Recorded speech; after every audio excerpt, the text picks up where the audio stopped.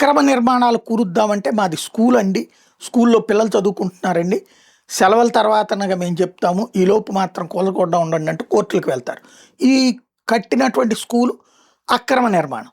ఇలాంటి వాటి మీద చర్య తీసుకోవాలంటే దశాబ్దాల తరబడి గేమ్స్ ఆడుతున్నారనమాట. పిల్లలు చదువుకుంటున్నారన్నట్టు. ఇప్పుడు సెలవుల టైంలో యాక్షన్ స్టార్ట్ చేసింది మహారాష్ట్రలో ఉన్నటువంటి భారతీయ జనతా పార్టీ ప్రభుత్వం. బృహన్ ముంబై కార్పొరేషన్లో 164 అనాథరైజ్డ్ స్కూల్స్ని డిమాలిషన్ చేస్తుంది. భారీ ఎత్తున యాక్షన్ అనమాట.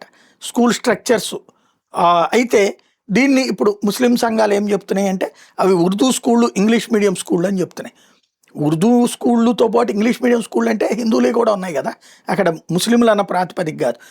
కావాలని చెప్పి చేసిన ఆక్రమణలు ఏవైతే ఉన్నాయో వాటి మీద యాక్షన్ తీసుకుంటున్నారు. కిరీట్ సోమయ్య వరుసపెట్టి ఆ వ్యవహారాలకు సంబంధించిన ఆధారాలతో సాజు పెట్టుకొస్తున్నారు.